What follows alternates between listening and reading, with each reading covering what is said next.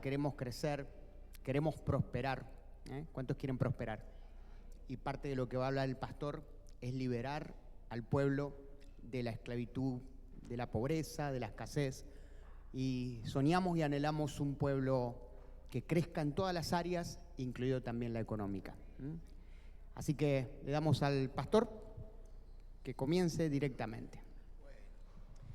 Bueno, en esta segunda parte quiero compartir algunos principios y algunas verdades que tienen que ver necesariamente con un tema que, como ocurre en nuestros días por la invasión así tan avanzada de las redes sociales y de los comentarios, que terminan a veces produciendo confusión en gran parte del pueblo de Dios.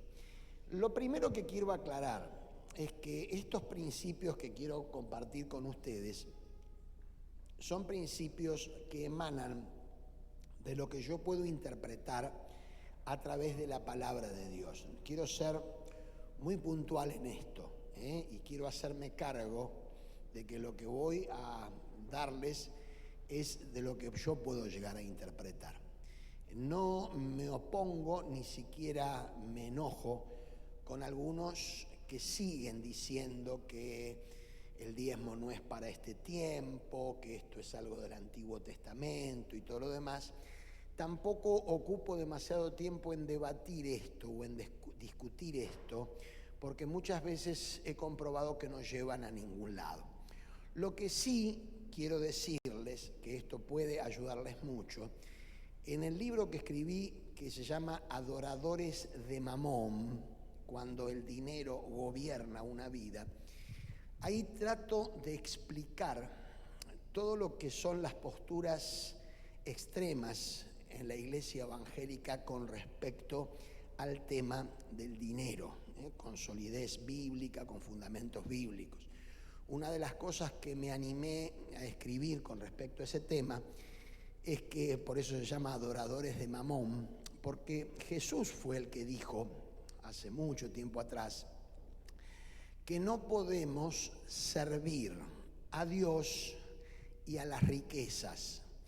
Y si ustedes, por ejemplo, tuvieran la versión Reina Valera 60, cuando aparece la palabra riqueza hay un llamadito y abajo dice mamona o mamón. ¿Por qué? Porque se creía en el primer siglo que Mamón representaba una divinidad falsa, por supuesto, de los persas, en lo cual se entronizaba la avaricia y el amor al dinero. Lo que Jesús dice es que no se puede servir al mismo tiempo a Dios y a Mamón, a uno de los dos. Ahora, esa palabra atraviesa tanto la actualidad que muchas veces vemos situaciones muy dolorosas en el pueblo de Dios por no entender este principio espiritual. Porque tanto los que de una manera desproporcionada y desequilibrada hablan de un evangelio de prosperidad que promete bienestar material y que vos llegás a Cristo y orás y ayunás y podés tener una Ferrari al otro día y estar siendo multimillonario, que es un disparate eso. Es un extremo como el otro extremo, que ha sido una constante en muchísimas generaciones de creyentes, de que la verdadera espiritualidad es el culto a la pobreza. El culto a la pobreza, el culto a el hecho de tener poquito, de pasar hambre, etcétera, etcétera, que son dos extremos bíblicamente hablando exactamente equivocados. Entonces hay revelación con respecto a este tema. Ahora, el objetivo de que en este taller, que es alistándonos para el servicio, pueda yo compartir este tema, es porque lamentablemente muchos creyentes se encuentran confundidos con respecto a esta práctica, que es una práctica sencilla, una práctica que abre cielos, una práctica, como vamos a ver, que desactiva maldiciones, una práctica que de alguna manera genera en el ámbito espiritual un sentido de bendición, no solamente para la generación que lo practica, sino para otras también. Así que vamos a hacerlo de una manera de apertura de tipo mental.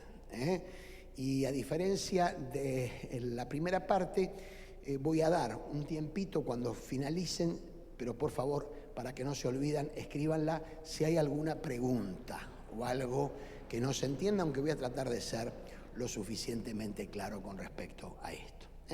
Así que vamos a ir avanzando. En primer lugar, verdades bíblicas sobre el diezmo. El diezmo es con Z, pero muy hábilmente mi diseñador le puso para que sepamos que estamos hablando de pesos. Ustedes saben bien que en la época bíblica, más que de pesos y de dinero, se hablaba de productos agrícolas ganaderos, que eran los que dominaban el mercado. Hoy generalmente a nosotros, cuando vamos y tenemos que cobrar la jubilación, nuestro sueldo, no nos pagan con gallinas, nos pagan con dinero. Por eso es que tiene que ver con dinero. Primera de ellas, primera de las verdades. El diezmo, el propósito del diezmo, es enseñarte a poner siempre a Dios en el primer lugar en tu vida. Primer lugar en tu vida. Allí tenemos una traducción de Deuteronomio 14:23. El objetivo no es un objetivo tributario o un objetivo impositivo, sino un objetivo de determinar si verdaderamente el Señor es el primero en mi vida y expresarlo de forma práctica. Dicho sea de paso, una sencilla definición de diezmo es la 10ª parte integral de lo que nos ingresa en todos los contextos. La 10ª parte es una ley proporcional. El diezmo del CEO de una empresa multinacional de los Estados Unidos es exactamente igual en proporción al diezmo de la pensionada o de la jubilada que separa eso. La cantidad es otra, pero la proporción es la misma. Por eso es tan sabio el tema del diezmo. El diezmo no discrimina. El diezmo produce justamente eso, es el desarrollo de la parte correspondiente. Los que diezmamos hace más o menos unos 45 años, 46 años, desde que comenzamos a servir al Señor, ustedes, si yo le tengo que poner una cifra actualizada, son valores exorbitantes, lo que parecerían decir con respecto, pero son proporcionales justamente a lo que puedan determinar. Ahora, el propósito es enseñarte a poner siempre a Dios en primer lugar en tu vida. Por eso es algo que tenemos que enseñar. Padres, enseñarle a los hijos. No tenés que ser contador público nacional para explicarle a tus hijos a diezmar. Yo a mis hijos se los enseñé de niños. Con Juancito, que es comerciante, se lo enseñé cuando tenía 4 años. Le dije claramente, Juancito, le mostré un billete de 10 pesos. Y le dije, acá tenés el billete de 10 pesos, Juancito. Vos tenés que de esto, cada vez que recibís esto, separar la 10ª parte para el Señor. La 10ª parte de 10 pesos, ¿cuánto es? 1 peso. Y me acuerdo que agarré, hice el acto de entrega de esos 10 pesos. Y él me miró y me dice, gracias, papá. ¿Me das 1 peso para el diezmo? Él no es que no había entendido nada, había entendido todo y estaba haciendo el chiste de que, porque no quería sacar, no, pero no es así, tenía que sacar él el diezmo. Ahora, por eso indica poner al Señor en primer lugar en tu vida.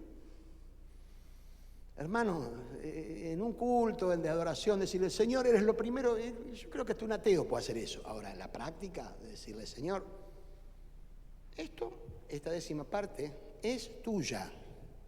Después vamos a hablar del destino, pero es tuya. No es tu diezmo, es el diezmo del Señor. El concepto es radicalmente diferente. Yo me he encontrado con creyentes a lo largo de mi vida cristiana. Yo con mi diezmo, hágalo. No es tu diezmo.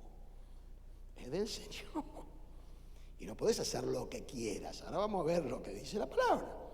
Todo esto está en la palabra. Si bien está en diferentes traducciones, anoten las citas porque dice eso. Está ahí. En segundo lugar, Son 24, así que vamos a tratar de ir rápido. En el lugar en que Dios escoja su morada, llevarán diezmos. Un concepto muy popular entre los evangélicos argentinos, que es equivocado teológicamente, es que yo puedo disponer del diezmo para colocarlo donde quiero, en la sociedad de socorros mutuos, en el hospital de niños, en el Club Boca Juniors, en donde seguro que no. Primero, el diezmo del Señor. Pero aquí está enfocado en el lugar donde Dios elija como su morada, la casa de Dios. En el contexto del Nuevo Testamento es en la iglesia local, del cual vos ya tenés sentido de pertenencia, porque viniste en el primer taller. En algunos casos hay pastores que han determinado cómo se reciben en esa iglesia los diezmos, apartar los diezmos y dárselo a un ministerio que le da cobertura, un servicio apostólico. Eso es absolutamente opcional, pero el sentido bíblico espiritual es en la casa. Vos no podés decir, sí, yo diezmo, pero diezmo para la causa que quiero. Yo me he encontrado con gente, he peleado con gente con eso. Pues no estás entendiendo esto. Que vos ofrendés para la sociedad de beneficencia, para el hospital, para cualquier causa, está bien, pero eso no es diezmo, ¿eh? Porque entonces no estás entendiendo de que hay un principio espiritual que radica allí, ¿eh? Este es el punto. Por eso es que en el famoso y tan gastado pasaje de Malaquías dice, y haya alimento en mi casa. Porque esto es lo que los creyentes, el creyente del Nuevo Testamento, o sea, nosotros, vos y yo, tenemos que hacer el mejor de los esfuerzos mentales para proyectar los principios del antiguo pacto a la realidad del nuevo. Y nosotros, aunque sabemos que la iglesia es mucho más que la casa, hay un sentido de casa, hay un sentido de localidad, hay un sentido de entidad. Por eso hoy, obviamente, por eso hay tanta confusión. Por eso hay ministerios que yo no juzgo, no es mi tarea hacerlo, ni voy a desgastar energía en esto, que evidentemente se transmiten por televisión y le dicen, bueno, si usted quiere mandar los diezmos acá, pero los diezmos no es, ese lugar no es el lugar local, ese es el programa de televisión que estoy viendo. Entonces, suena muy lindo no comprometerte con una casa local y mandar los diezmos, por ejemplo, a Estados Unidos o a Europa o a otro ministerio de un pastor que te predica. Cuidado con esto. El concepto acá es su morada, el lugar local. El lugar local. Cualquier otro sistema es un sistema donde podemos equivocarnos porque en definitiva estamos disponiendo nosotros, gobernando nosotros sobre la realidad. En nuestras iglesias me acuerdo que había gente que se peleaba con los líderes de la iglesia, con el pastor, y agarraba y diezmaba para otras organizaciones. O lo que es peor, hacía piquete y huelga de diezmo. Voy a aguantar los diezmos hasta que se vaya el pastor. Cuando se vaya el pastor, todos los diezmos. Es una estupidez, una tontería. Es una inmadurez total. ¿Por qué? Porque parte de la base que tienen control sobre eso. Cuando de chico, de niño nos enseñan eso y sabemos que lo que nos ingresa, lo que nosotros vamos a administrar es el 90%, no el 100%, y aunque a vos te parezca esto algo raro desde el punto de vista de la aritmética, el 90% con la bendición del Señor rinde más que el 100% sin la bendición del Señor. ¿Cómo es? Yo no lo sé, pero es así. Esto es el punto que se tiene que establecer. Punto número 3. O la tercera. Otra vez, pasaje clásico, traigan a mi templo sus diezmos. Traed todos los diezmos al alfolí y haya alimento en mi casa. Había una estructura que ustedes pueden estudiar, que es muy interesante, que es el tema de los levitas. ¿Saben quién eran los levitas? No con los que levitaban al trabajo, al laburo y al esfuerzo, sino que eran de la tribu de Leví. Dios había determinado bajo el antiguo pacto que esa tribu se tenía que dedicar exclusivamente a las cosas relacionadas con el templo y con la adoración y con la casa del Señor. Esa tribu, a diferencia de las otras, no podía tener pertenencias propias, sino que tenía que ser alimentada y sostenida por el diezmo de las otras tribus para dedicarse a esa tarea de manera específica, de manera puntual. Ahora, acá sí, no va a haber problema porque sé quién es el pastor de esta casa, pero en otros lugares puede haber problemas, así que si ustedes quieren después llevarle el chisme. Los pastores del Nuevo Testamento no son los levitas del Antiguo. Que haya congregaciones e iglesias que le dan todo el diezmo a los pastores es una práctica que hacen voluntariamente, pero que no tiene sustento teológico con respecto a que los pastores del Nuevo son los levitas del Antiguo. Si fuera así, los pastores del Nuevo Testamento no tendrían nada a su cargo, ni un cochecito, ni una casita, ni nada. ¿Por qué? Porque de acuerdo al código del Antiguo Pacto, los levitas no tenían ningún tipo de heredad. Que la práctica esa en muchas iglesias se institucionalizó, no lo puedo poner en duda, pero no obedece a un principio paralelo del Antiguo Testamento. ¿Se entiende esto? ¿Se entiende? Bien. Punto número no sé cuánto. El que sigue, 4. Traigan los diezmos y verán cómo abro las ventanas del cielo para derramar sobre ustedes bendiciones a raudales. Este es un pasaje que ustedes ya conocen. ¿Por qué? Porque en el momento en que el Señor habla por intermedio de Malaquías, durante un tiempo muy considerado, el pueblo de Dios había abandonado la práctica de separar los diezmos. La había abandonado, como otras cosas de la vida espiritual. ¿Qué hace el Señor por intermedio de Malaquías? Utiliza un término hebreo que se traduce al castellano como ladrones. Están robando. ¿Qué es robo? Es apropiarse de algo que de manera justa no le pertenece. Eso es robo. Los técnicos jurídicos diferencian entre robo y hurto.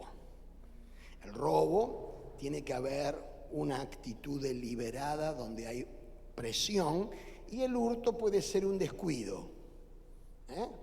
Puede ser un descuido, uno se descuidó, saca, no hay. Bueno. Pero para el concepto bíblico es todavía más grave, porque el pueblo ya sabía que esa 10ª parte le correspondía al Señor. Y habían tomado esa 10ª parte y la habían desarrollado para sus propios proyectos, para sus propias vidas. Es interesante en la experiencia pastoral los testimonios sinceros, honestos, de personas que han hecho eso y cómo les fue. Por ejemplo, recuerdo el caso de una hermana en mi ministerio en Buenos Aires, que se le enseña esto y empieza a practicar el diezmo. Pero llegó un mes, como puede ocurrir con cualquiera de nosotros, donde su economía estaba un poquitito ajustada. ¿Y qué hace la hermana? En una tienda ve un vestido que justamente no estaba en su presupuesto, pero tuvo la feliz idea de decir, bueno, voy a sacarlo del diezmo. Total, miren esa idea, ¿no? Dios es un Dios, no le va a hacer nada, no va a estar en déficit, por eso y todo lo demás, pero después con el objetivo, todo ese argumento. ¿Qué hace la hermana? No es que Dios mandó un ángel en el medio del coso con una espada diciendo, no entrarás a comprar. No, Dios no es así. La hermana agarró, se compró el vestidito. Una semana después de la compra del vestidito, se le rompe el televisor. A la situación ajustada, se le rompe el televisor. Y todos nosotros sabemos, cuando vivimos un mes ajustado, que esas situaciones así, como es el término, inesperadas, nos complican más. Llega el momento, tuvo que arreglar el televisor, que era para toda la familia, especialmente su esposo, que no era creyente y le gustaba ver fútbol, cosa normal. Enseguida arregló el televisor. Cuando llega el arreglo del televisor, no saben cuánto era el monto que tenía que pagar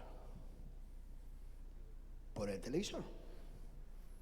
El mismo monto del diezmo. En ese momento, la hermana vuelve en sí como el hijo pródigo y se da cuenta de que no era un tema matemático, era un tema espiritual. Lo que se mueve en el tema del diezmo es un tema espiritual, hermanos. A nosotros nos enseñaron mal, haciéndonos distinguir que hay cosas que son materiales y hay otras cosas que son espirituales. Esto lo explico de una manera muy clara en el libro Adoradores de Mamón. El tema es espiritual. Jesús, cuando dice es imposible servir a dos señores, no pone otra comparación, pone esa comparación. ¿Por qué? Porque es imposible. Y evidentemente el pueblo de Dios había pecado, pero mal con este tema. Por eso es que la palabra dice, y verán, probadme ahora en esto, dice la vieja oración, y verán, comprobarán cómo abro las ventanas de los cielos para derramar sobre ustedes bendiciones a raudales. Hermanos, no separar el diezmo, lo entiendas o no desde lo racional, desactiva hipotéticas bendiciones que Dios tiene derramadas para vos. No es que con esto compras a Dios. Dios no es comprable ni sobornable, pero es un principio espiritual. Son principios espirituales. Lo espiritual tiene peso, tiene revelación. Y cuando a mí me dicen que en el Nuevo Testamento no hay indicadores del diezmo, no hay indicadores del diezmo porque el Nuevo Testamento, mis hermanos, comienza en una iglesia judía. A los judíos no había que explicarle el tema del diezmo, ya lo tenían incorporado. El nenito que caminaba decía, mamá, hay diezmo. Ya estaba incorporado que Jesús que le iba a enseñar sobre eso. Y cuando dicen eso, dicen, no, era una comunidad de bienes. Muchos, no todos, muchos de los hermanos de la iglesia, de Hechos de los Apóstoles, le entregaban a los administradores de la iglesia, que eran los apóstoles, todo lo que tenían para que ellos lo administren y le den a la gente necesitada. O sea, el diezmo era lo mínimo, daban todo. Por eso es que la ley del diezmo lo que hace es entender los regulatorios desde el punto de vista espiritual para que abran caminos de bendición. Y es ahí en Malaquías donde el Señor le dice, miren, si ustedes cambian de actitud, reconocen que me han robado y comienzan nuevamente con esta práctica que yo instauré desde antes de la ley, desde la época de Abraham, de Melquisedec, etcétera, van a ver cómo las bendiciones que yo quiero darles se activan. Pero ustedes me tienen que demostrar que yo ocupo el primer lugar y que no me roben. Es duro. Pero Dios no habla y le dice a los no diezmadores, hermanos con un poco de inmadurez o hermanos que están en desobediencia, lo dice ladrones. Y de acuerdo también a lo que es la fuerza del lenguaje hebreo, cuando dice maldito soy con maldición, es un efecto de la doble maldición. Y yo creo que ninguno de los que estamos acá queremos vivir en maldición. Estamos en Cristo. Y al estar en Cristo estamos en la bendición, pero debemos entender esto para proyectarlo en el desarrollo práctico de nuestras vidas. Por eso es que creo que el que viene, pon el que viene, que creo que ese lo vamos a entender mejor. La desobediencia, activa maldiciones, pero la obediencia las desactiva. ¿A ustedes les gustan las películas estas de acción? ¿Vieron esas películas de acción? A mí me gustan mucho las de Tom Cruise, de Misión Imposible, porque yo ya sé de qué se trata. Sé que Tom no va a morir, sé que... Pero generalmente esas películas lo que tienen de bueno es que está por explotar la bomba y llega justo el hermano de color o lo que sea y hacen todo transpirado y vos estás ahí transpirando y yo me encontré hasta con gente que hasta está orando en ese momento cuando ya sabe que la va a desactivar y saca o le dice corte y no sabes cuál es el que tiene que cortar, es el verde, es el rojo, es el azul, ¿cuál será? Y ahí se libera y todo. Aunque te parezca esto medio gracioso, esto es así, ¿eh?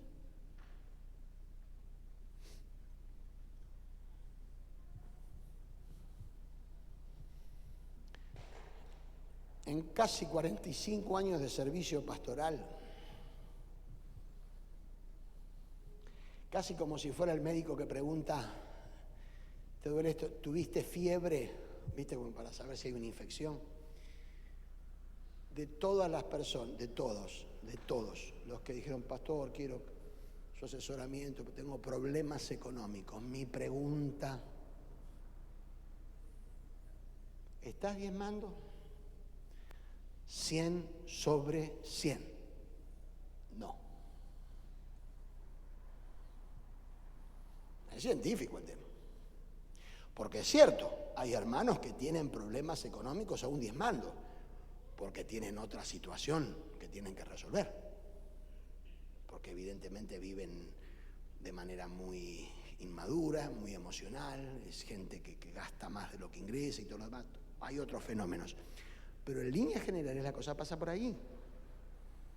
¿Por qué? Porque empiezan a justificarse, empiezan a decir, no, lo que pasa es que si a eso le suman, vuelvo a insistir con esto, que van a las revelaciones del Evangelio por el Internet, de siempre hay algún zapallo que va a decir algo que está allí, que vive eso y todo lo demás. O que justifican de que hay gente que abusa de eso. Claro que hay gente que abusa de eso.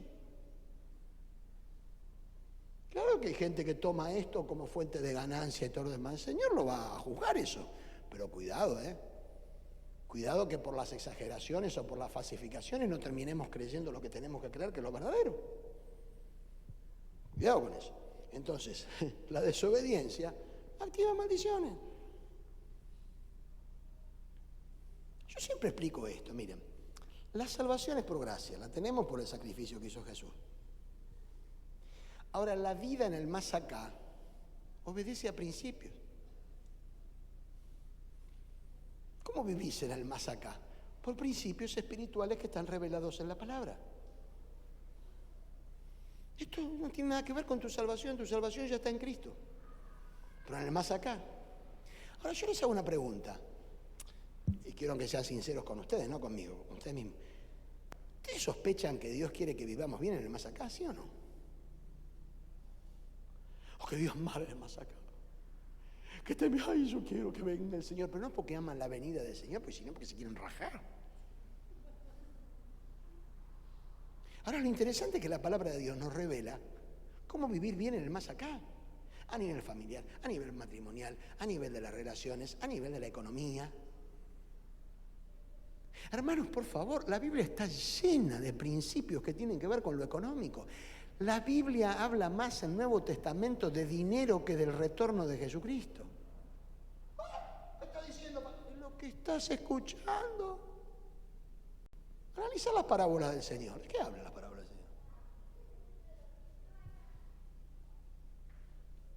Pastor, pero el Señor fue pobre. No, el Señor se hizo pobre. El dueño de los cielos y de la tierra no era pobre, se hizo pobre. Se hizo pobre porque tuvo que desarrollar un ministerio de 3 años, quería vivir livianito, sin problema, se hizo pobre. Y una cosa es la pobreza como la consecuencia de una situación que uno puede experimentar en algún momento, y otra cosa es el pobrismo, que es la ideología de la pobreza. Cuando Dios nos redimió por la sangre preciosa de nuestro Señor Jesucristo y nos hizo nacer de nuevo, nos hizo nacer de nuevo para vivir los años que tenemos que vivir en la tierra y para que podamos vivir lo mejor posible. Pero eso es consecuencia de principios. Y este es uno de los principios clarísimos. La desobediencia activa maldiciones. Desobediencia, la bomba va a explotar. Tenemos que desactivarla. ¿Cuál es la desactivación? La oración, el ayuno. No, separa los diezmos. En fe, lo que Dios determinó. Es un tema espiritual. Seguimos, quinto, sexto, séptimo, no sé, el que va ahí. En proporción a cómo estén prosperando. El Señor le enseña a los creyentes en Corinto. Maravillosamente el tema de la proporción. El diezmo es proporción. Y las ofrendas es proporción. ¿Por qué? Porque evidentemente el Señor está colocando acá la posibilidad de un diferente nivel de prosperidad. Y la ofrenda tiene que ver con eso. Y el diezmo tiene que ver con eso. Lo proporcional. La proporción nunca falla, siempre es la misma, aunque cambien los montos. Es como aquel joven que cumplió 18 años, quería servir al Señor, va y le dice a su pastor, pastor, me he comprometido con el Señor y quiero diezmar a partir de hoy. Muy bien, el diezmo, ¿cuál era? $10, cobraba $100 por mes. El Señor empezó a bendecir a ese joven. Pasó de $100 a 500, de 500 a 1000, de 1000 a 1500, de 1500 a 3000, hasta que 20 años después lo hizo el CEO de la compañía, ganaba $10,000 por mes. Ya con 45 años, en autos importados o en autos de lujo, un día llega y le pide consejo al pastor y le dice, pastor, mire, quiero hablar con usted. ¿Se acuerda aquella charla que tuve cuando tenía 18 años? Bueno, yo allí me comprometí a diezmar, pero en ese momento mi sueldo era de $100 y mi diezmo era de 10. Ahora estoy ganando $10,000 al mes. $1,000 es muchísimo dinero. Y el pastor, sin movérsele un pelo en la cabeza, le dice, no hay ningún problema, querido. Mira, vamos a empezar a orar para que vuelvas a tener un trabajo que gane $100 por mes. Por supuesto, el CEO hizo así. No, está bien, pastor, ya entendí. Es proporcional. Lo que pasa es que cuando uno no entiende bien el tema del diezmo en lo espiritual, todo lo que ecualiza en cuanto a valor y a dinero. Pero te vuelvo a insistir, desde el punto de vista espiritual, el diezmo de la viuda y de la pensionada es exactamente igual al del gerente. Cambian los montos, no la proporción. Proporción. La ley de la proporción está allí. ¿Por qué? Y porque Dios es justo. ¿O te cree que Dios no sabe la necesidad que tenés, lo que tenés que pagar?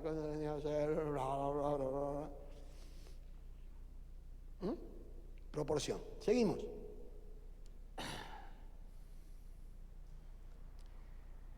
Los diezmos históricamente, como hemos visto, se empleaban para el sostén de los obreros de tiempo completo y los gastos de santuario.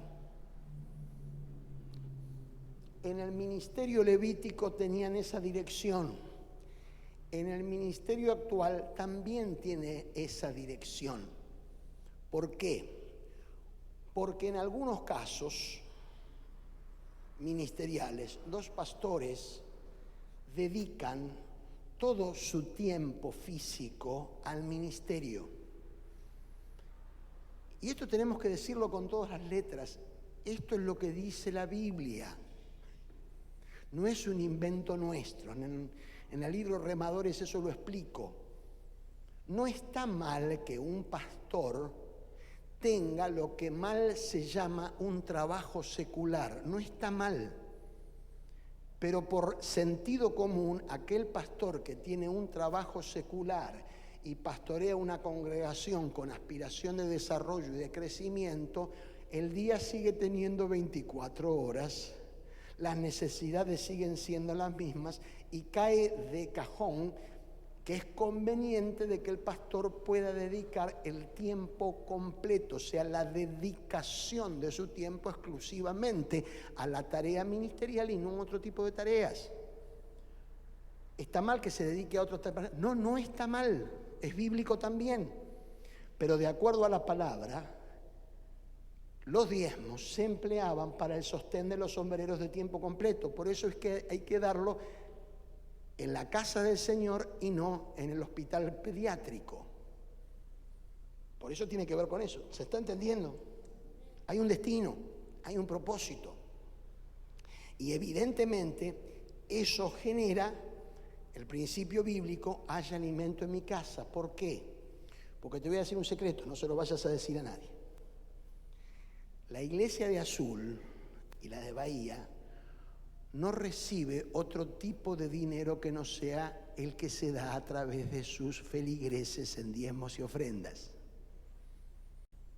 Nunca recibí ni un cheque ni de Milei, ni de Kicillof, ni de Macri, ni de nadie. Porque si lo quisieran hacer, yo los rechazaría. Porque las cosas de la fe deben ser sostenidas por gente de fe, a través de estos recursos. Esto es lo que el mundo no entiende. Hay un periodista en Bahía Blanca que ya es la 4ª vez que me llama para preguntarme sobre lo mismo. Está obsesionado. Porque ellos lo más fácil que es que crean de que nosotros, la gente viene acá y le lavamos el cerebro y le decimos: vos tenés que diezmar, te saco el diezmo, te robo el diezmo porque te va a agarrar una... La gente es estúpida. No, dan voluntariamente. Yo durante todos los años de ministerio he atendido gente y nunca le he preguntado a la gente si diezma o no diezma. Ahora sí, si me habla de que está teniendo problema económico por un diagnóstico médico, por el estetoscopio, le pregunto: ¿vos estás diezmando? Y te dicen que no. Y ahí está todo. Ahí está la madre de todo el problema. Pero el mundo no entiende. El mundo no entiende cómo gente libremente paga un impuesto, porque para ellos es eso, es impuesto, pero no es impuesto, es adoración, es entrega. Es decir: Señor, vos sos el primero. Entonces, pum, lo que sea. Y ante esa alternativa se tiene que dar. Ahora, fijémonos siempre de que vaya en esa dirección. Porque te voy a decir otra cosa que vos ya sabés, porque sos inteligente. Todo lo que tiene que ver con los gastos del santuario, el desarrollo, el ministerio, es plata. Es plata. Hoy cuando llegué a la charla con los pastores en la mañana, cuando tenía que tocar el tercer punto, dije: me encomendé al Señor, a María Santísima, a la Virgen de Luján, a la de Satanudo y al Gauchito Gil, por las dudas. Porque todos son espirituales, pero cuando hay que poner... Mamón, querido. Claro. Vamos a pagar un hotel. Lo pagamos con la Biblia. Vengo a traerle una palabra de bendición. Te saca patada el tipo.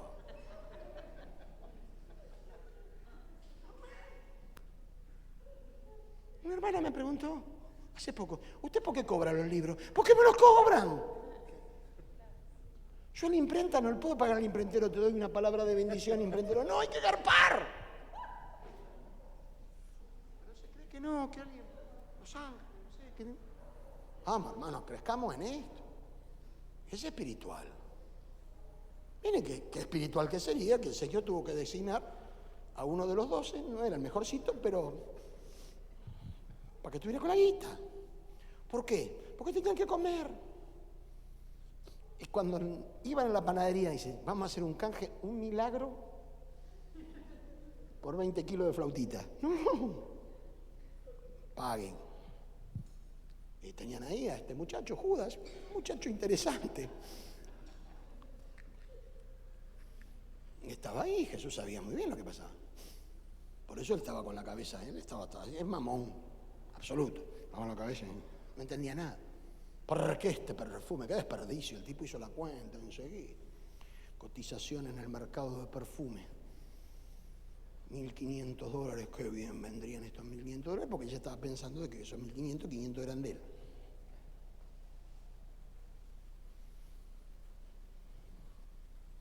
¿Cómo prospera la obra del Señor? Miren, yo tengo pastores en la red que no enseñan esto. Todavía están con un estado de pánico. Se me va la gente, pero que se te vaya, hermano. Enseñale lo que te tenga que enseñar. Y están ahí hace años, lo digo con dolor, hace años. Ellos pagando el localcito, ellos haciendo esto, ellos haciendo... Y la gente ahí parasitariamente. No van a crecer nunca. Y la gente que llega nueva, cuando se aviva, se raja. ¿Por qué? Porque no le están enseñando lo que hay que enseñarle. Y hay que enseñar todo el consejo de Dios, todo. Yo fui el primero... Yo no enseñaba esto. Yo en la primera etapa del ministerio estaba todavía bajo ese bautismo de estupidez crónica. Y no, este tema no lo vamos a tocar este tema. No, que la gente está... Y estaba el argumento, la gente está muy herida. Sí, muchos han estado heridos, pero eso no justifica que no se enseñe lo que haya que enseñarse. Porque con ese criterio no enseñamos nada. No enseñemos la segunda venida porque hay gente que está herida por escatologías extrañas. No, toda la verdad. Este es el destino. Seguimos. No se vayan, que ahora viene lo mejor. Yo doy a los hijos de Leví todos los diezmos de Israel en compensación por los servicios que prestan en la tienda del encuentro. Volvemos ahí, número 18-21, el objetivo de la tribu de Leví. Insisto, subrayo, enfatizo, nosotros no estamos bajo el antiguo pacto, estamos bajo el nuevo, pero el principio espiritual es el mismo. ¿Seguimos? Vamos al que viene. El diezmo del pueblo era para los levitas y el diezmo de los levitas suplía las necesidades de los sacerdotes. Esto es algo más técnico todavía, que tiene que ver con una cadena de diezmos que daban los, del pueblo para los levitas, y el diezmo de los levitas, que recibían los levitas, eran específicamente para los sacerdotes. Esto lo tienen allí en Números 18, 26, 29. ¿Seguimos? No sé por qué placa vamos, pero no. Ahí está.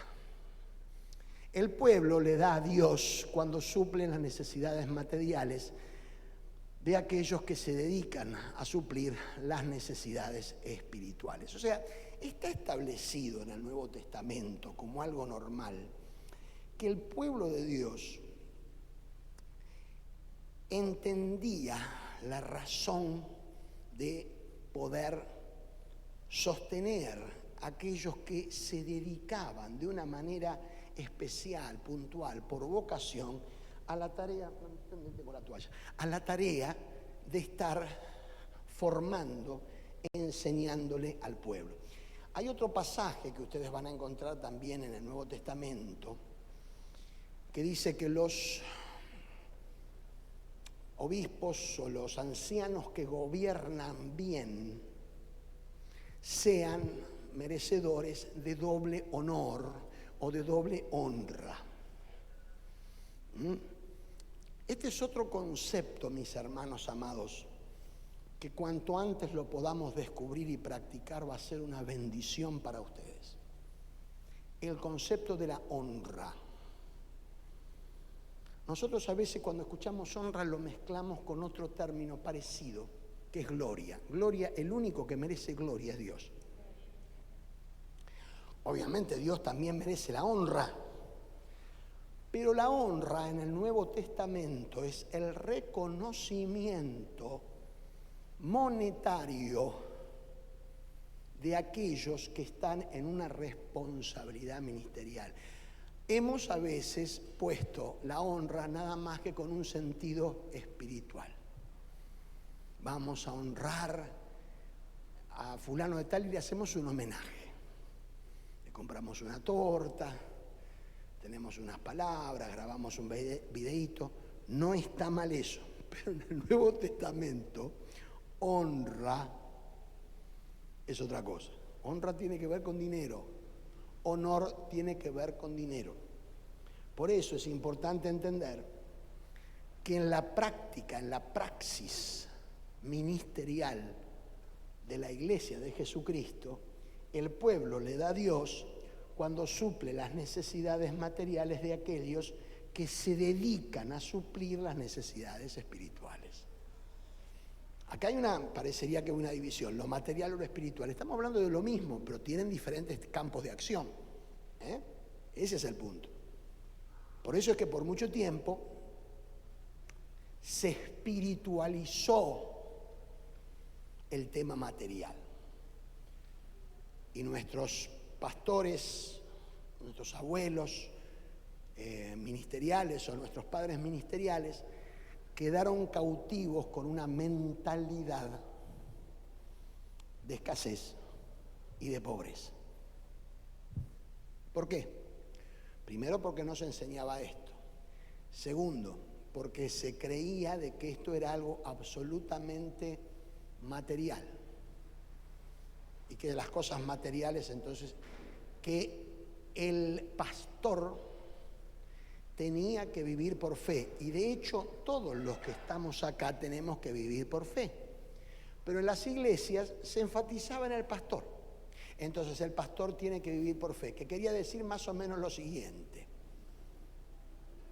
Tiene que vivir creyendo que Dios le iba a proveer. Yo era chico y me acuerdo de pastores que visitaban, antes de que el Señor me llamara al ministerio, que visitaban la congregación y contaban testimonios.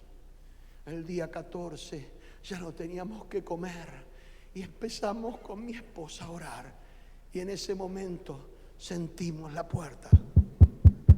Y cuando salimos no había nadie, pero había una canasta gigante llena de alimentos y dijimos, gloria a Dios. Y la gente que estaba al lado mío lloraba, se emocionaba. Y yo iba adentro, yo tenía 13, 14 años, y digo, ¿qué aplauden? Y yo digo, este tipo está sirviendo a Dios y no llega al día 14. Y está diciendo que pudo zafar porque vino no sé quién con una bolsa. ¡Ah, qué mierda, qué minga voy a ser pastor yo, que vamos a otra cosa! Porque a los 14 años, antes de que el Señor, 15 años, antes de que el Señor me llamara, yo tenía una clara vocación para ser guita. Y estudiar, ir a la facultad, y ser abogado, todo lo demás. Después el Señor se la salió con la suya, como siempre. Pero una de las crisis que sufrí, no yo, sino el caso de mi papá, cuando le dije, dejo la facultad y entro al seminario para estudiar como pastor, me mira, sí, me dice, como diciendo, otro más que voy a tener que mantener.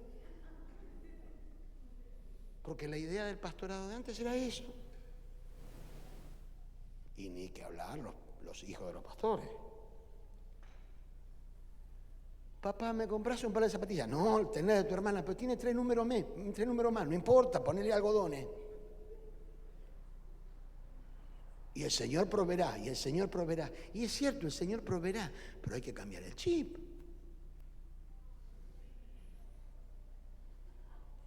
Sonríe, Jesús te ama, diría Gille. Otro concepto. Por eso es que a algunos se les reveló la bendición y a veces se desequilibraron y se fueron de mambo.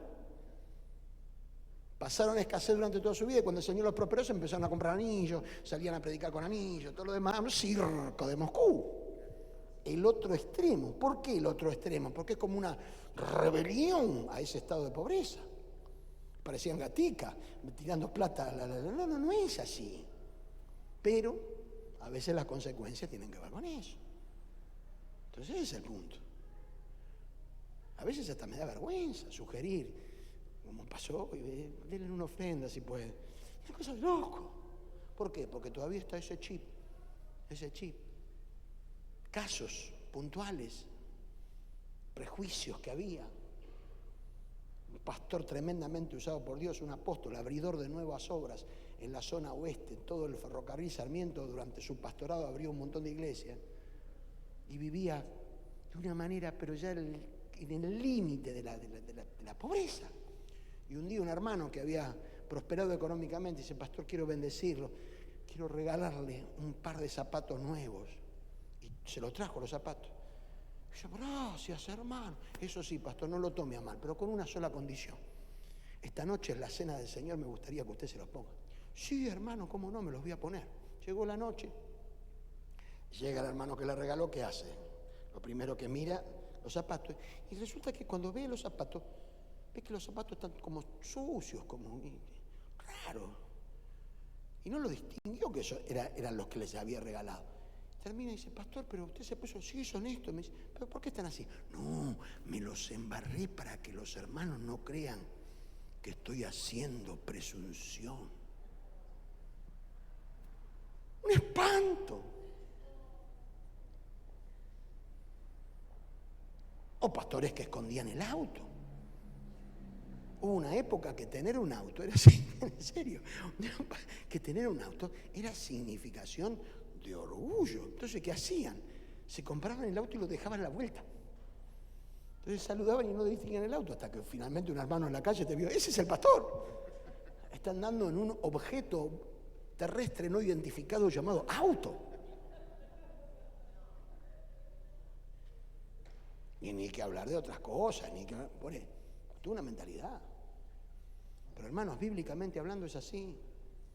Por eso esto genera bendición, no solamente en otros, en nosotros. En nosotros. Cuando mi señora le enseñó el diezmo, cuando mi mamá le enseñó, la discipuladora de mi esposa, cuando se convirtió, fue mi mamá. Por eso tuve que soportar 1 hora y media de castigo de mi mamá cuando me puse de novio, porque la presunción de mi mamá era que yo la iba a desencantar a Nelly. Entonces ella como discipuladora me lavó el cerebro y yo le dije, no, yo estoy verdaderamente enamorado. Que no se te vaya a ocurrir, sos de piedra de tropiezo. Y me decía, ¿por qué más vale es que te pongas? Era otra que suicidio. Mamá, pero yo me enamoré, porque era la discipuladora. Y me acuerdo que cuando le enseña el diezmo, se lo enseña de esta manera, me dice la 10ª parte del Señor. Y le dice, pero doña Irene, mi mamá me saca el 80% de la verdad, para la casa. Bueno, llega tu sueldo, vos separás el diezmo y el resto que te quede menos el Señor te va a bendecir. Y así fue. No le enseñó a sacar el diezmo del 20% de lo que le quedaba. El diezmo es diezmo de todo. Por eso están los creyentes que dicen, ¿es del bruto o es del neto? Con esta cara te dice, ¿es del bruto o es del neto? Bruto sos vos. ¿Seguimos? Falta poco, termina rápido la operación.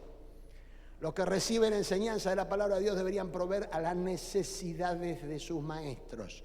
Gálatas 6:6. Y aquí hago un paréntesis. El pastor Ezequiel no me deja mentir. Yo le enseño a todos mis pastores que no hagan nunca nada por dinero. Que tienen que servir al Señor por amor. Pero con el mismo énfasis digo que lo que dice la palabra, dice la palabra.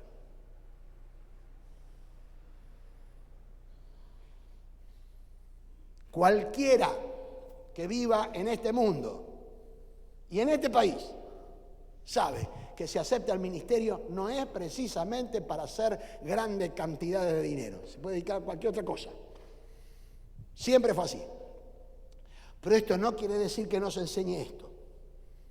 Los que reciban la enseñanza de la palabra de Dios deberían proveer a la necesidad de sus maestros, que es mucho más que una plaquita, mucho más que una tortita, mucho más que Dios te bendiga. No, mucho más. Tiene que ver con eso. ¿Por qué? Porque yo soy bendecido. Y al ser bendecido, no es porque lo que tenemos es de gracia, no se compra, pero sí es necesario reconocerlo. Reconocerlo. ¿Cómo es posible que el mundo, hermano, el mundo tiene un sentido más alto de la honra que los creyentes? ¿Cómo es posible eso? Estábamos en San Martín de los Andes. El dueño de 5 hoteles quería dar una charla sobre un programa que se llama Tiempo Compartido, que es como un sistema de que vos puedas utilizar durante 15 días gratuitamente un hotel, pagando por mes en diferentes lugares del país. Yo sabía de entrada que no iba a comprar ese paquete. Pero lo concreto es que hacía mucho frío, ofrecían juegos, churros y chocolate para los chicos, para nosotros también. Y yo dije, Nelly, vámonos, tenemos que bancar una charla. Bancamos la charla y nos informamos que era el tiempo compartido. No hay ningún pecado esto. Bueno, fuimos, chocolate, churros, los chicos jugando. Me identifico como pastor, me empieza a explicar el sistema. Y dentro de los beneficios era el que nos regalaban una cámara fotográfica. Termina la charla y yo les digo, mire, yo lo escuché muy respetuosamente, pero quiero decirle que yo no estoy en condiciones de poder comprar este programa de tiempo compartido. Es más, estoy acá en un lugar que me presta mi hermano para alojarme. Año 95 fue eso. Cuando termina la charla, no hay ningún problema, pastor. Fue un honor para mí poder compartir con usted y con su esposa esto. Espere que voy a traerle la cámara fotográfica. Entonces yo le agarro el brazo y le digo, no, amigos, escúcheme, yo no quiero abusar más.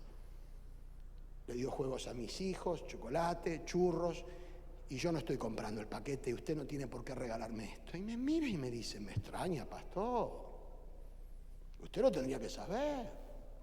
Más bienaventurado es dar que recibir. Ay, me la clavó acá. Le digo, Nelly, ¿te das cuenta que este tipo tiene más amplitud? Por algo tiene 5 teles. Ahora, vos te encontrás con pastores que están investigando si existe o no existe ese pasaje en el Nuevo Testamento. Y este lo dijo con una fluidez. Y a veces la honra tiene que ver con eso. Gente que estuvo años predicando el Evangelio, pasan los tiempos. Cumplió 50 años del ministerio de la iglesia, le entrega la placa, pero metétela en la oreja, la placa. ¿Qué placa? La placa es la justificación, es decir, no queremos gastar un mango en vos y te vamos a honrar con este pedazo de bronce. No, rían para no llorar.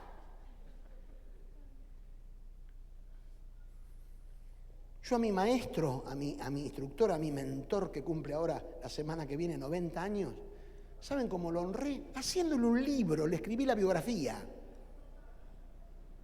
Le escribí la biografía. Es una sorpresa, él no sabe nada. La historia de su vida. Honra es honra, hermano, en serio. Y cuando uno desarrolla el sentido de la honra, el Señor te honra. Porque vos al honrar al siervo o a la sierva de Dios, lo que estás haciendo es activar para tu cuenta espiritual honra. El Señor honra a los que le... Funciona así. Y por otro lado tenés este problema, y yo también lo tengo. Dios no es deudor de nadie. Siempre te gana, porque Él es así. Mañana a la noche vamos a ver un poco esto en el marco de la viuda y del profeta que dejó un tendal. Y es así, Dios es su naturaleza. Entonces, los que reciben enseñanza en la palabra deberían proveer a las necesidades de sus maestros. Y más cuando ustedes pasan el tiempo y ven que sus maestros legitiman con sus vidas lo que verdaderamente son. Ustedes tienen una bendición, pastor, una familia pastoral, marido de una sola mujer, no tiene una vida paralela. Y usted se ríe, pastor, pero esto tendría que ser normal. Tendría que ser normal. En la casa que... Porque hoy hasta la Biblia hemos desnaturalizado. Y bueno, tuvo un desliz. ¿Un qué? Justificamos todo. Entonces, esto tiene que estar clarito. Seguimos. Antes de que se duerman los muchachos. Y seguimos. Falta poco. El mismo, ¿no? El Señor ordenó que los que predican la buena noticia sean sostenidos por los que reciben el beneficio del mensaje. Seguí a la próxima.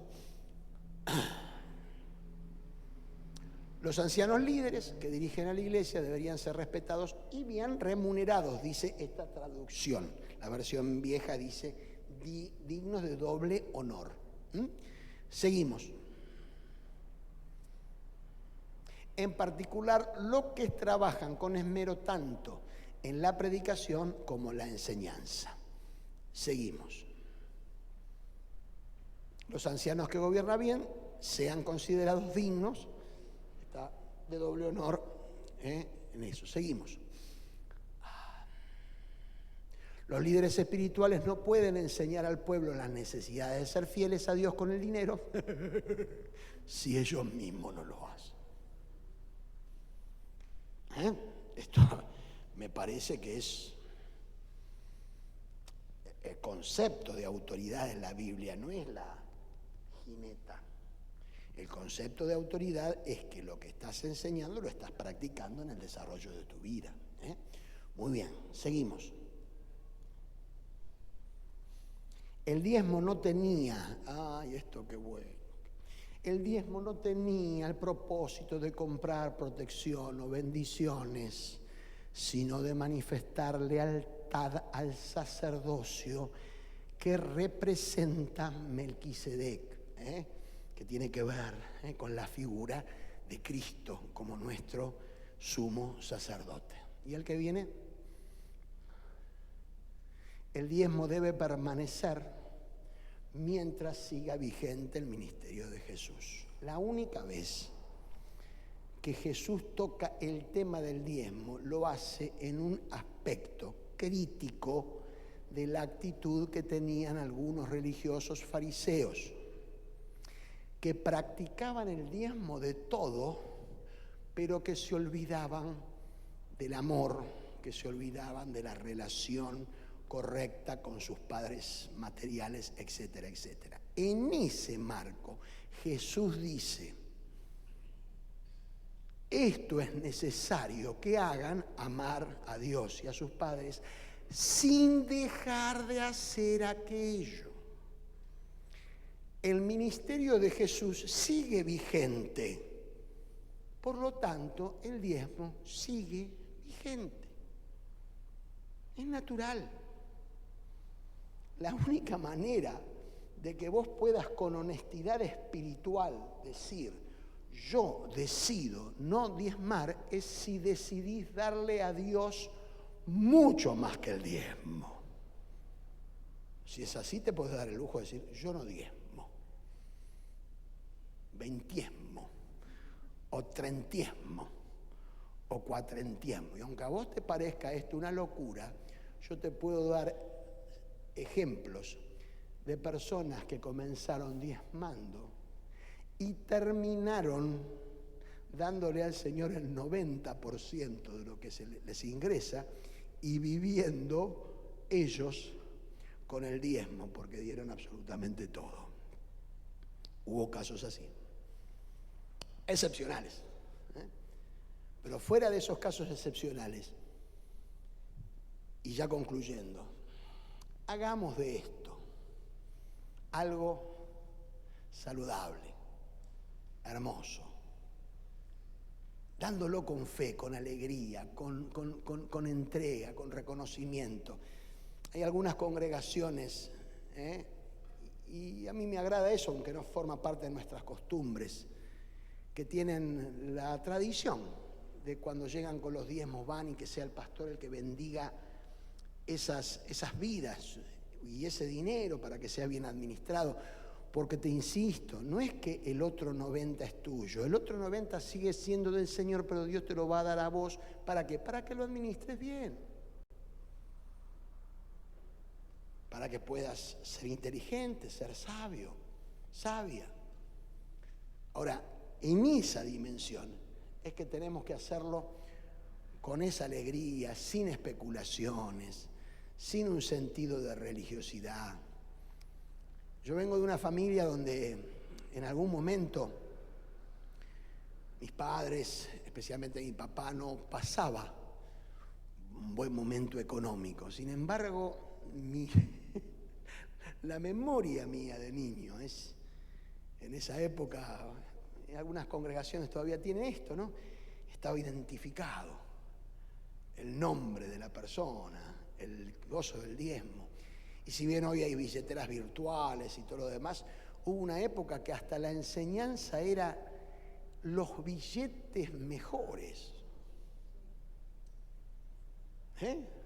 Porque hay billetes que tienen todavía el olor a la imprenta del Banco Central. Y hay otros billetes que vienen de Teherán, no sé, vienen todos destruidos, con cosos, con gitanos, con gente, con pirata. Bueno, el Banco Central los acepta, pero también tu actitud con respecto a esto. Porque esto evidentemente es del Señor. Mis hermanos, el propósito con este segundo taller, vuelvo a insistir, y tengo mucha paz por eso, es explicarle lo que entiendo es una postura bíblica, equilibrada y sana con respecto a un tema como este. Más allá de las maravillas que va a hacer el Señor, de los milagros financieros que va a hacer el Señor, el presente y el futuro de esta, como de cualquier congregación en el aspecto material, tiene mucho que ver con la manera de comprender y practicar esto. Creámoslo, enseñémoslo, vivámoslo, tengámoslo presente. No sucumbamos a la tentación de confundirnos cuando vemos que tantas personas que ni siquiera sabemos quiénes son, ni siquiera sabemos si lo que están haciendo o lo que están diciendo vienen de una fuente verdadera o no. Hoy, hermanos, como nunca antes en la historia, tenemos que ser los creyentes personas que le pidamos al Señor discernimiento. La inteligencia artificial nos está ahogando. Está produciendo cada vez más. No sabemos. Yo la otra vez quise hacer la prueba y me metí la primera vez que me metía. Y puse ahí que es una traqueotomía. Y la inteligencia artificial me preguntó, ¿tenés algún amigo, algún familiar que le hicieron traqueotomía? Y la inteligencia, lo siento mucho, dice la inteligencia artificial. Yo seguí. Y quería dar fin a esa conversación, me parecía algo hasta siniestro. Y termina la inteligencia artificial. Que se mejore tu amigo. ¡Ah!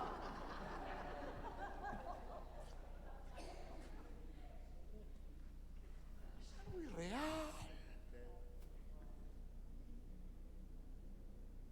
Pero la IA tiene más sensibilidad que alguna gente que conozco con inteligencia normal. Y siguiente pregunta. Porque están programadas para preguntas que la persona quiere recibir. Que a veces no sabemos qué es verdad, qué no es verdad. Si vos te metés en Instagram, en Facebook, no sabés qué es verdad y qué es mentira. Si es verdad esta declaración. Dijo esto. Ahora le están pegando al pobre Messi porque estuvo con Trump. Parece que le está pegando a todo lado. Y muchos de lo que dicen ahí vos decís, pero ¿será cierto? Y cuando investigas te das cuenta, no, pero no es una cuenta oficial, es una... Y hay un barullo bárbaro, por eso a veces mejor no... Lo mejor que podés hacer es abrir la Biblia, porque ahí no te habla la inteligencia artificial, te habla el Dios de los cielos, que te ama con amor eterno y que su palabra permanecerá, porque inclusive la IA pasará, el cielo y la tierra pasará, pero su palabra permanecerá. Amén. Amén. Quiero cumplir lo que les prometí antes de terminar. Si existiera alguna pregunta que ustedes anotaron, háganla con libertad. No sé si te la voy a responder, pero por lo menos hacerla. Así que si hay alguna pregunta, si no, si les resultó claro, pudimos... Sí. O sea, tiene mucho que ver con lo que enseñamos nosotros, ¿no? Ofrenda, diezmo, que es lo que se enseñó. Y en este último tiempo se está hablando mucho de pactos, de votos para... Muy buena pregunta. Pactos y votos no tienen ningún tipo de fundamento en la Biblia. Son modas, a mi entender, algunas de ellas idolátricas, que de alguna manera llevan a los creyentes a desarrollar una conducta extraña. He visto en muchos lugares que cuando uno dice algo que es como que le abrió la mente a la persona, la gente saca un billete, 10, 20 lucas y lo pone por esa palabra. Dice pacto con esa palabra. Desde el punto de vista, le estoy hablando desde lo que a nosotros nos interesa, que es la Biblia. La otra práctica, yo creía que me ibas a preguntar por eso, la otra práctica que sí es bíblica, pero que nosotros no regulamos, en el Nuevo Testamento no la regula, es las primicias. Conozco gente muy prosperada que practica las primicias. Dar el primer sueldo al Señor a través del siervo de Dios, a través del pastor, o se la da al pastor, o cuando se produce un aumento o un premio. Pero eso es una práctica que está, de alguna manera, a disponibilidad de la persona que se le revela. Nosotros lo que generalmente enseñamos es diezmos y ofrendas. Lo mismo que, otro tema más, cuando se hacen ofrendas con destino específico, esas ofrendas tienen que ser con destino específico. Diezmos y ofrendas en general puede disponer los administradores del destino. Pero si la ofrenda es con destino específico para comprar, qué sé yo, para hacer un chiste, ¿no? Drones especiales para transmisión satelital de Azur en el culto, tienen que comprar los drones especiales. Porque si no están engañando a la persona que está ofrendando con destino específico. Y es un fraude eso. Pero el tema de los pactos y de los votos no registra ningún tipo de antecedente bíblico. A mi entender, y vuelvo a repetir, esto es mi posición, es una práctica idolátrica que genera una edición mental de que la gente pacta con lo que le conviene. Porque nunca vi ninguno que escuchó, tenés que ir a la cruz y morir a tu carne todos los días, y va a poner 20 lucas. Eso no pone nunca nada. ¿Entienden lo que estoy diciendo? Y ese puede ser un círculo peligroso para que el pactista diga cosas que la carne le gusta y con eso pacta y se lleva por noche una... ¿Entienden? Pero vuelvo a insistir, soy respetuoso, no me meto en las prácticas de otras congregaciones, pero desde el punto de vista de la Biblia, los pactos y los votos, esto nada tienen que ver con lo que enseña la palabra. ¿Respondida la pregunta? ¿Alguna otra pregunta más? ¿Qué hora es? Ya terminamos, culminamos. 8:30. Bueno, queridos, vamos a orar. Y yo quiero, porque esto sí creo, y voy a bendecir las economías de cada uno de ustedes. Yo creo en esto. Pero creo en esto atado a lo anterior. Juan le escribe a un líder cristiano y le dice: amado, yo deseo que tú seas prosperado en todas las cosas, así como prospera tu alma. La prosperidad que está en el corazón de Dios es integral, incluye lo económico. Y te voy a decir algo más. La bendición y la prosperidad económica es independiente de quién gobierne sobre la tierra. Somos ciudadanos del reino y por practicar las leyes del reino, gobierne quien gobierne, las promesas son para nosotros y se van a cumplir. Pero no está de más decir que una iglesia que prospere económicamente está en mejores condiciones para cumplir la misión de manera más efectiva. Y vuelvo a repetir, por un valor menor a una docena de empanadas se pueden llevar algunos de los libros, especialmente sobre este tema, el de Adoradores de Mamón, que les recomiendo a los que se llevan a Adoradores de Mamón que lo lean tranquilitos,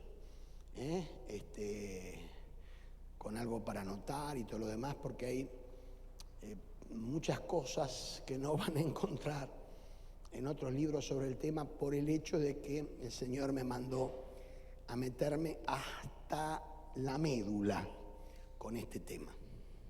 Porque, no sé, será la edad, pero a mí me produce mucho sufrimiento ver hermanos que tienen todas las condiciones para salir adelante y siguen viviendo mal.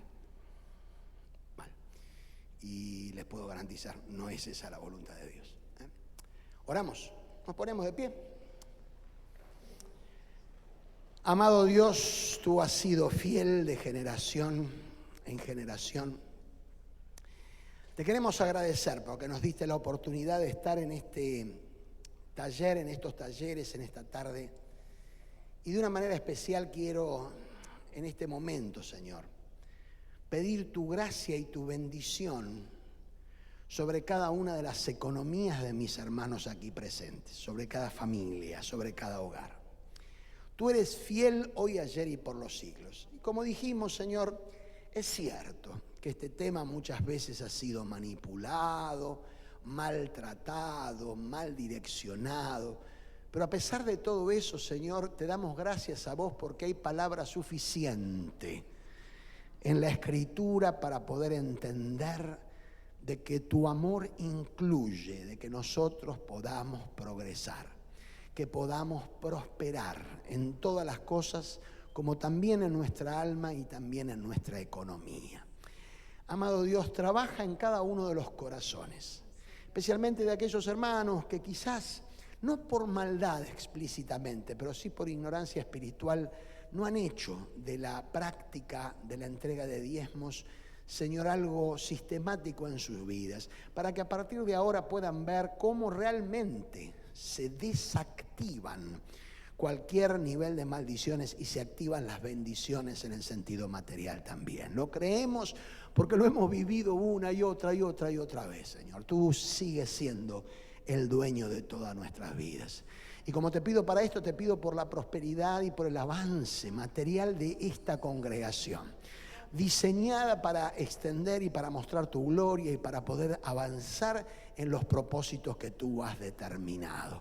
Señor, dale a esta congregación dones espirituales, de administración, de gestión, para que de esa manera, Señor, puedan ver las manifestaciones de tu gloria cada vez más.